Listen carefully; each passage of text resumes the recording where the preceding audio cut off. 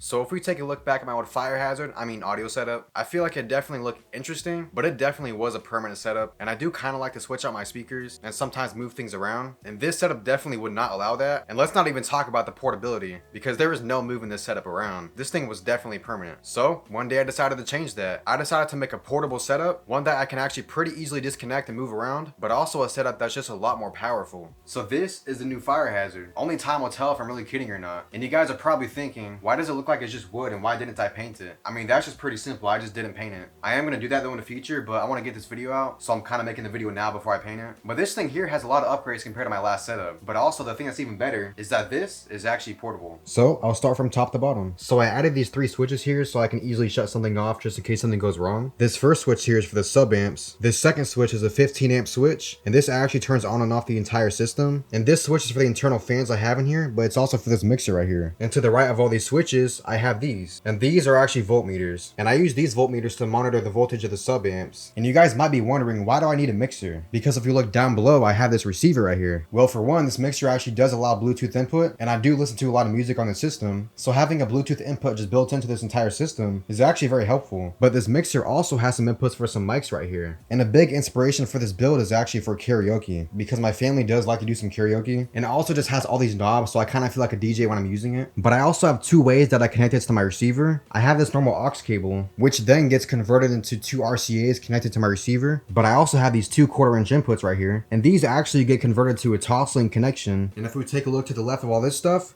we can see 2 bass knobs right here. But these bass knobs do really help well with controlling the bass. And now if we take a look down here, we can see the receiver I'm using. So this is the Sony STR-K502 receiver. It's a pretty old receiver, but I actually got it for free from one of my friends. And this thing actually isn't too bad for what it is. I mainly listen to music on this setup, and instead of using the 2-channel option, I actually use the AFD option. And all the music I listen to on here, it does sound pretty crisp. And I also do like that this receiver just goes very low, because if you guys have seen my other videos, I do kind of like to go low a little bit. But this receiver is also good for listening to movies on. Now if we look down from this, we can see this weird looking box that looks pretty much out of place. I didn't really know where else to put this because there's not really any room on the left and right side of this, and I feel like putting it on the back would just be even worse. And this actually holds the 2 microphones that I have. These are wireless mics, and this is the wireless receiver that I use, and it just connects right here.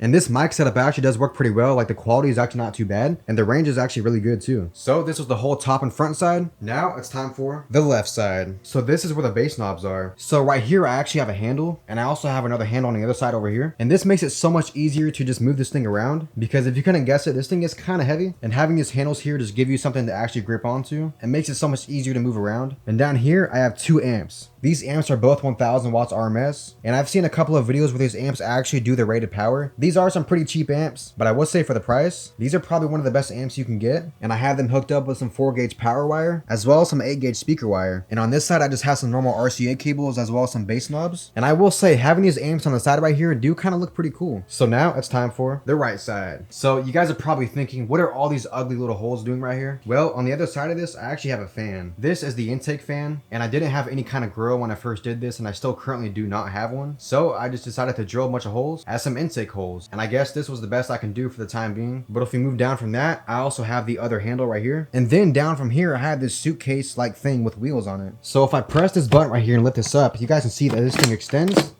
and then I can move it around. And you guys can see that the wheels here have it elevated. So I just slapped together some wood pieces and put it on the bottom so that the system can be relatively flat. So then I just have to tilt the entire system on the side, and then I can easily roll it. So now it's time for the back side, which is actually one of my favorite sides. So first, starting with the speaker terminals. This was definitely a must-have, because with my old setup, I would have to unscrew the wires from the amps, and it was just totally a pain to remove anything. So right here in the middle are my sub connections, which is actually only these 2 and these 2, as I don't really need these 2 right here. And yes, these are banana connections, and I really wish I could use these banana connections as they were intended, but I don't currently have banana connections for my cables yet, so I have to act like a poor man and just unscrew this and then slip my wire through the hole. And then right here I have my main speaker connection, and this is the only side where I have actual speaker wires connected to the receiver, as like I said before, I mainly listen to music, and I have my receiver on a 2.1 channel mode. But if I ever decide to change that, then I could hook up this other side, so I'm kind of happy that I future-proofed my system. And then to the left of all this, and this is basically like an HDMI R converter converter. So I connect whatever I want via HDMI down here, whether it be like a game console or a PC, and then it spits the video signal back out so I can connect it to a TV, but it also spits out a Toslink connection. And I have this routed to my receiver, and I did this so if I'm using a TV that doesn't have an HDMI ARC, or if I just want to connect some random thing via HDMI to here, then I can easily steal the audio signal from it and just use it for my very lovely needs. But it does need a micro SD cable to power it. You actually still can use the HDMI when it's not powered, but if you want to use the Toslink connection, then it does need to be powered. And then if you look down here, we can see this. So this whole system is powered just by one single cable. So all I have to do is just plug one single cable into right here, but I also have a power switch right here. So not only can I turn the power to the system off via this switch, but I can also do it through this switch here too. So if I'm feeling real scared, then I can turn this switch off and this switch off too. But this was the entire outside of the system. Now let's actually go to the inside of the system and let's see how this thing actually works.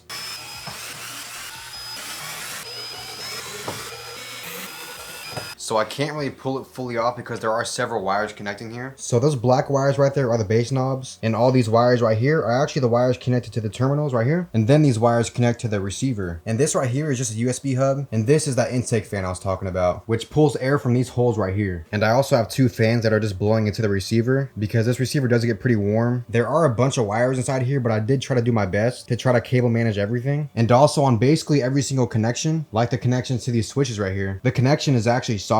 And now for the main fire hazard. So I have this 15 amp surge protector where everything that needs power is connected to. And as you guys see, it is kind of open right here. Well, I actually have this surge protector connected all the way to that main power input I showed you guys earlier. And then right here, I have a bunch of connections coming down. And one of them connects to my aux to my RCA converter. But I also have this other random converter right here too. And then some of these wires like the RCAs and the bass knob run over here to the amps. And then down here is how the sub amps actually get power. So I used to use like 4 of these PC power supplies just to power these amps right here. And it was just a whole big ugly mess of wires. And the thing is, these are only 12 volts, but even though that they're 12 volts, these things still couldn't provide enough amperage. And I would run into many issues like these power supplies turning off, and they were just overall a huge headache. And also they were just messy. And so I upgraded to this power supply. This is a 100 amp power supply, and it actually beats all 4 of these power supplies. And another great thing about this is that it's actually very simple to connect all your connections. So you don't have to find all of your power connections and solder them. And this power supply uses black wires. So I had to look up an entire diagram just to be able to find the 12 volt power and ground wires. Whenever I could have just bought this, which was actually way cheaper. It's more powerful and it looks way better, and it's also just lighter. So I have these 4 gauge wires right here, and yes, I cheaped out. These are CCA wires. I know OFC is way better. I really want to upgrade to some OFC wire, but for now I'm running this. And I have these wires pretty neatly ran up to these amps right here, and then the speaker wires ran up all the way through this hole right here. And this is pretty much this whole setup. So I covered the entire control panel, but you guys are probably wondering what speakers I'm actually using. So right behind me, I built this massive custom 18-inch subwoofer, and it's using the Scar EVL18 driver, and it's in a 7 cubic foot net enclosure tuned to 20 hertz. And I wanted this sub to do everything I throw at it because I do listen to rebase music, so if I want to play some low-lows, I want this thing to be able to do it. And let me tell you, this thing does perform pretty good. And a lot of people either love or hate the EVL series, but I got this EVL18 for only $200 when it normally goes for like $320, and I got this sub brand new for $200 on eBay. So once I saw that price, I knew I had to try it out. And this thing definitely does perform. This thing gets crazy low, but it also plays the higher frequencies good too. And I'm still using this SDR18 in the 5 cubic foot box tuned to 22 hertz, as well as this SDR15. And my sub amps have a variable phase dial, so I can dial in my subs so I can try to eliminate phase cancellations as much as I can. And I've honestly got my subs to sound pretty dang good. And I just have a lot more output than I used to. And if y'all are wondering what my closet looks like right now, well, I kind of converted it into this little storage area where I have a bunch of random stuff and just a bunch of random tools. I'm still going to be doing a lot of upgrades to my system in the future, but this is what my setup looks like right now. I still have to paint the main control panel and the new sub, but that's for the future. I appreciate y'all for watching. Hopefully y'all learned something new today, and I'll see you on the next video.